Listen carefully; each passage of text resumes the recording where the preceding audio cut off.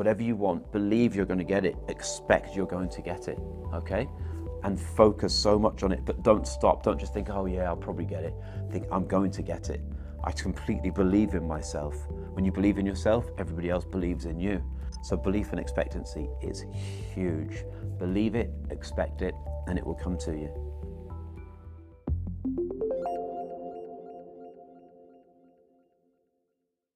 How some simple tricks can change your life. Firstly, if you have any negative behaviors or negative habits and you want to change them, the best way is using hypnosis. But if you want to do something yourself, then you can use repetition. So let me give you an example. Every time you put a knife and fork on the table, you always put the fork on the left and the knife on the right. I don't care who you are or where you are, this is just something that we all automatically do. And we never think about why. And it's a trained behavior. We've done it so many times. We've seen it so many times that way that it's just inside our mind automatically. You could be given a handful of knives and forks in one hand and you will literally go around and you'll do it without even thinking while you're talking to somebody else, okay? Now, when you repeat things over and over again, it just becomes automatic. That's why it's easy for us to talk. It's easy for us to drive. It's easy for us to walk and run. And the subconscious mind is very clever. And when you keep repeating things, it takes it on as a behavior and creates a habit. Now, this is brilliant with the things that we've just been talking about. But what if you do the same with negative behaviors? So what if one day you go out and you drink some alcohol for the first time, and then the next day you do it again and again and again and again? Well, after a while, your body and your mind starts to tell you, okay, so this is what we're going to do because you're doing it to us, so this is what we're going to now do. So now we have this new habit. And now your subconscious mind allows you to do this every single day, and it puts triggers and connections into your mind. So it could be a certain place or a certain time or a certain person, then all of a sudden you need a drink. Now, you can have this with anything. You can have this with cigarettes. A lot of people say, oh, I have a cigarette as soon as I wake up in the morning. So they've paired waking up in the morning with a cigarette, with a coffee, with talking to family and friends on the phone, with breaks in work. So what you can do to get around this is you can start repeating different behaviors instead. So at a particular time of the day, let's say 5 o'clock, when you finish work perhaps, and you go for a drink, at 5 o'clock, you go and do something else. Religiously, every single day, you go and do something else, whatever it may be. Maybe you go and have a cold shower, a cold bath. Maybe you go for a run, maybe you go to the gym, but you do this every single day at that time where you would normally go in for a drink, and you persevere. And maybe it's not going to be the easiest of things, but think about whatever it is you're trying to change, how easy you've had it by just going with the flow, and it's got you to this place now where you need to change. So this is how you can do it. I mean, you could actually experiment and put the knife on the left-hand side and the fork on the right-hand side and keep doing it. And I wonder how many times you would have to do that until your subconscious mind actually reprogrammed itself so that this was the new way. And then just out of the blue, without even thinking, when you went to put them down, you put them down that way. Now, I don't know how many times it would take, but I guarantee it would work in the end. But it's a lot easier with things that we haven't been doing from when we were very, very small. So these habits that we've had since we were adults, we can reverse them. Now, another habit that's really worth thinking about, and people don't realize it's a habit, is overthinking and over-worrying about the past, about things we've done, about the future, uncertainty. And when we allow ourselves to worry about something continually, our subconscious mind, it's designed to help us, it's designed to protect us. So it believes that this new thought pattern is useful. So then it puts it in a loop.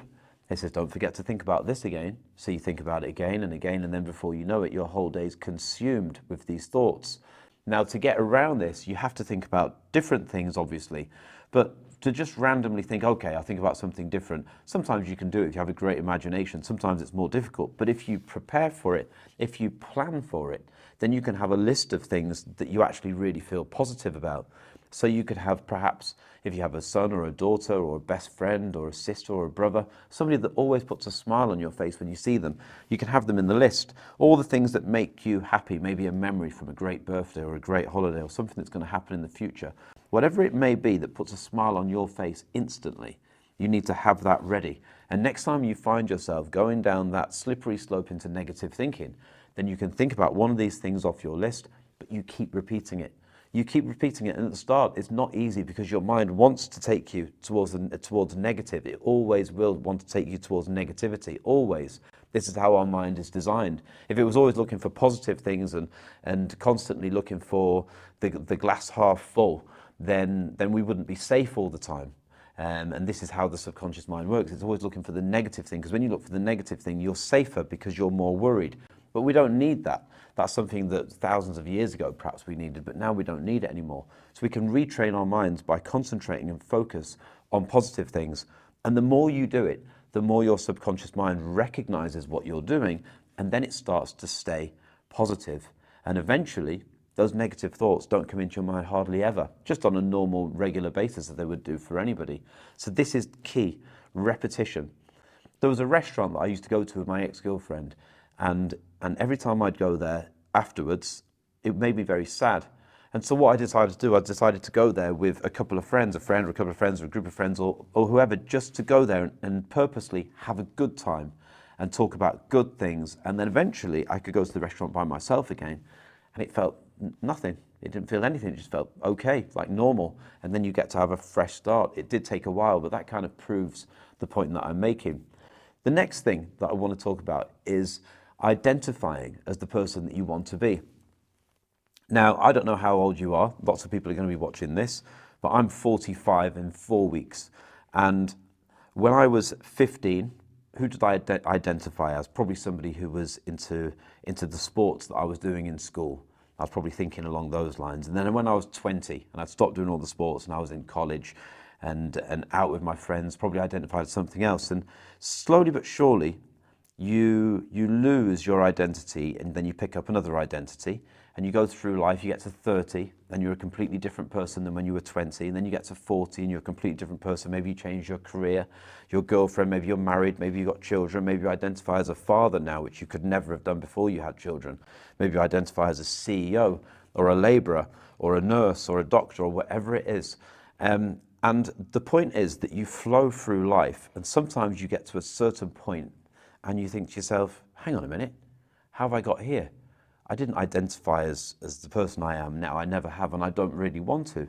Perhaps somebody gets to the age of 40 and they think, well, I kind of identify as a smoker or an anxious smoker or somebody who's not that happy. And you think to yourself, well, hang on a minute, how's this happened? And it's happened because lack of mindfulness, lack of being aware of your decisions, and you just sort of meander through life and you go with the flow. Now, there's nothing wrong with going with the flow, and if you're happy with your identity, that's great. But if you actually stop in your tracks and think, hang on a minute, how have I got here? Then surely it's time to do something about it. And all you have to do is change your identity right now. So you can imagine that all of us have this sticking labels on, and mine says hypnotherapist right now, and I'm very happy with that. Perhaps in the past it says something different, but you can remove them and put new ones on. So whatever you've got, whatever you're truthful about to yourself right now, you can remove that and put a different one on. And you can put anything you want on. I mean, obviously, not astronaut or things like this. Perhaps you can, I don't know.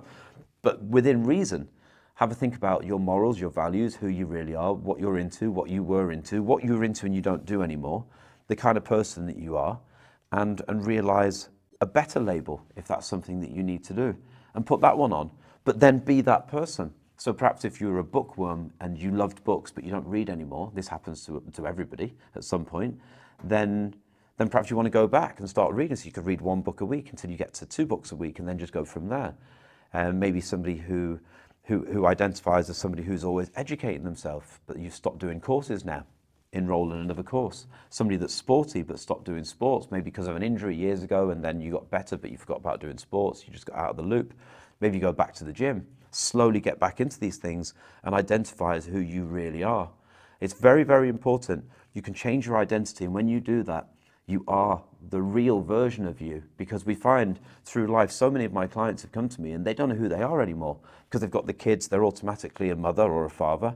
Because they have a business, they're automatically a boss. But in reality, it's like, well, did you want this? Like, well, did you want to be a boss? Well, to be honest, I'd rather just work for somebody and not have to have all the hassle of opening up the shop or cashing up or paying staff or sacking staff, whatever it is.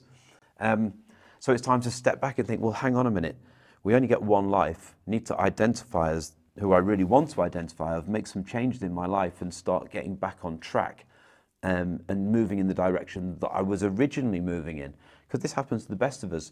We lose our path and we end up going somewhere else. Sometimes we end up there, but we can always stop, retrace our steps a little bit and continue on the original path. But it's a case of checking yourself, stopping yourself, looking at yourself in the mirror and asking yourself, well, who am I? And who do I want to be? And who am I really? And how do other people view me? How would I like other people to view me? And how would I like to project myself into this world? And these are really important, but you can do it right now. If you're not happy with who you are, you can change all of these things. If you are, congratulations. The next thing I want to talk about is when you believe and expect a particular outcome, it more than likely will make it happen, but you have to really believe and expect it. Now, I'll give you an example from my life. When I used to see clients, I used to have the clients, they'd come along a corridor and I would leave the door open for them because they would come out of a lift on the floor, so I would leave the door open. They would come through the door, I'd welcome them, they'd sit down, and then when they left, I would open the door for them and they would go down the corridor, but I'd quite often leave my door open so I could hear them. And I would always tell my clients to bring somebody for a little bit of support. It helps them relax, and a few other reasons I won't get into. More sometimes to get the truth out of them, because when you sit there with the therapist, sometimes you don't tell everything you should be telling. But if you bring someone else, they will say, oh, no, that's not true, that's not true. So this is a great thing I used to do, get them to bring some support, but then you get the real into the truth. But often, even after the consultation, before we'd done any therapy work, they would leave and I would hear them talking. And I would hear them talking and already the change, let's say it was an anxiety client, they would already be feeling better because of the expectation and the belief that I've put inside them just from me explaining how I'm going to do it, projecting my confidence onto them and them completely believing me and expecting that they're going to get the help they need. And just through that, it already worked. I promise you, by the time they come for the first session 1 week later, they're already reporting that they feel so much better already because of the belief and the expectancy. And so you can do this with anything. Whatever you want, believe you're going to get it, expect you're going to get it, okay? And focus so much on it, but don't stop. Don't just think, oh yeah, I'll probably get it. Think, I'm going to get it. I completely believe in myself. When you believe in yourself, everybody else believes in you. And so this is huge, and I've seen it myself work, and I actually constructed it when I realized how well it worked in every single consultation to make it so that the people would 100% believe and expect, and therefore get the help they needed before they even received the real help that they thought they were getting, and they did get in the end, obviously, but they were already on the path. So belief and expectancy is huge. Believe it, expect it, and it will come to you.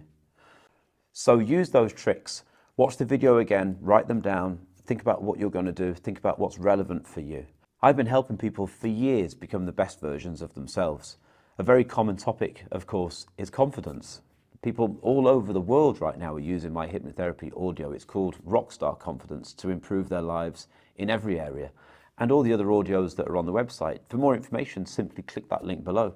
And from all of us here at New Mindset Hypnotherapy, we hope you have a brilliant day, and thank you so much for watching.